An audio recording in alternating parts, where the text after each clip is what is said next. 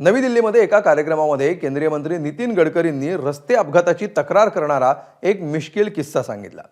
चांगले रस्ते बनवल्यामुळे अपघात होतात अशी तक्रार एका व्यक्तीने गडकरींकडे केली आणि त्यावर गडकरींनी मिश्किल उत्तर दिलं।